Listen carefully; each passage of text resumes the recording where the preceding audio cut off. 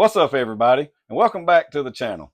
Today is part 2 of the folding furniture series, and we're going to be building this folding camp stool. That's a perfect DIY project for you to take on your next adventure. If you haven't seen the first episode, you can check it out here. I started out using pallets for this one, but then I built this one out of sweet gum. It's a lot better on looks and for durability. And also, if you have any interest in this folding camp table, if you'll let me know in the comments below, I'll also post a how-to video on it as well. There's a lot of specific measurements you're going to need for this build, so grab a pencil and a tape measure, and let's get started.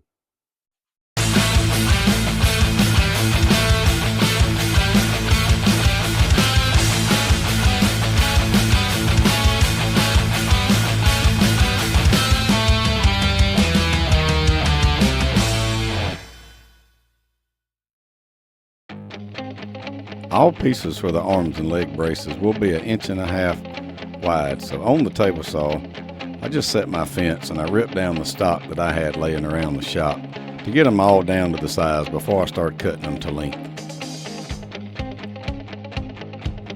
On the miter saw, you'll need 4 pieces 9 inches long for the arms, 4 pieces 15 inches long for the legs, 2 pieces 10 inches for the leg braces, and the top of the stool consists of 4 pieces 12 inches by 2¼ inches wide. Using a slide rule, I make a mark at the end of the legs at 3/4 inches from the side and from the end. Then I measure and mark 8 inches from the same end and circle both so I don't get confused. And then just mark 3/4 at the other end as well. Now on the arms, just measure 3/4 inches in and from the side on one end. And then take out a compass and set it to 3/4 inches. Draw a half circle at the mark on the end of each leg and only on one end of the arms. Now using a drill or a drill press, drill a 1/2 inch hole in each end on the circled mark and at the 8-inch mark you also circled. Only drill one end of the 9-inch pieces. Moving over to the sander, round over both ends of the 15-inch leg pieces and only the drilled end on the 9-inch piece. Make sure you sneak up on your line and just test them together. Try to make sure they're all the same. Now you can sand your pieces or round over the edges, whatever you prefer.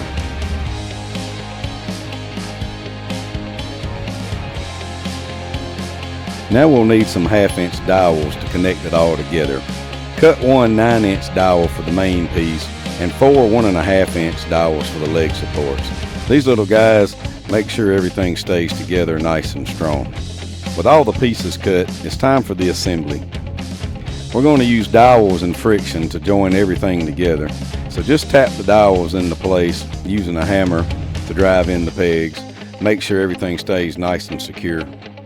Drive the dowels in carefully. You don't want to crack anything at this point. A light tap should do the job. This is where the pine pallet project I originally started on was scrapped. It just didn't seem to want to stay together. I had purchased 5/8 dowels from a big box place, and for some reason they weren't exactly 5/8, so they ended up making me have to scrap the whole idea. And I just went back and made another one using sweet gum and 1/2 inch dowels. Once all the pieces are assembled, turn the frame over and flip out the 2 outer arms. And then mount 2 of your 12-inch pieces using wood glue and brad nails, or you can use smaller nails or screws if you have those and you prefer it. I used a 3/8 of an inch spacer in between the boards to try to get an overall 4.5 inches wide from outside to outside of each seat plank.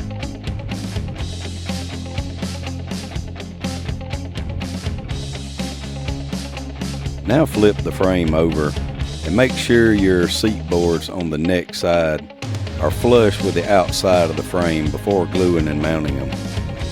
You might want to use clamps here to hold them in place. It makes it a lot easier when you're working by yourself to just get it exactly where you need it to be to the outside, and a couple measurements and put a clamp on it and clamp down the first outer board. make sure that you glue and connect these to the inner boards. Don't get confused and nail them to the outside, and you'll find out real quick that that's not going to fold.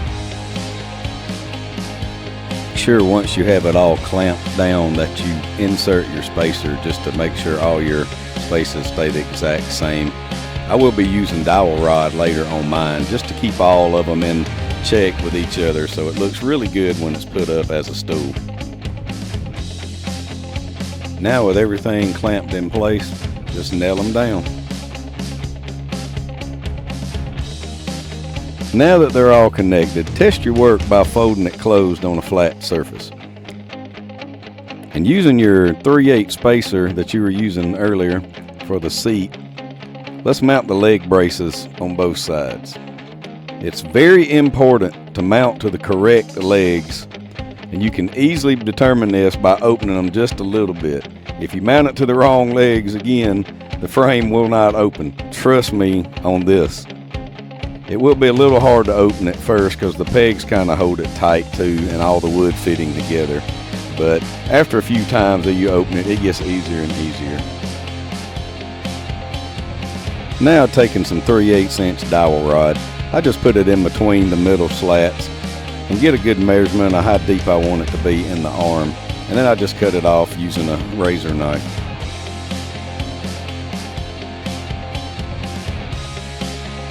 Now I just open up a gap in the stool itself, and with a 3/8 drill bit, I marked a piece of tape on it so I won't go too deep down into the arm, and I just carefully drill down just enough that the peg's going to stick up right at the flush of the seat.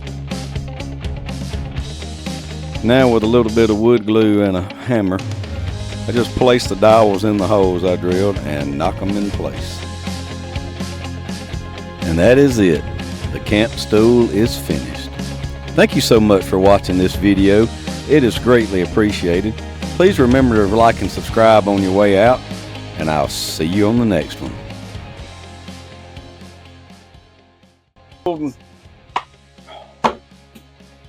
Or are we? Today we're building. It's like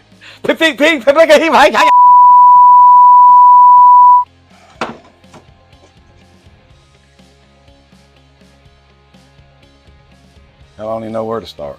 Started doing something. I don't know what I did, but it looks a lot of the folding camp shit. And we're going to be building this folding camp stool. That's a perfect DIY project. If you hadn't seen the first video, too bad.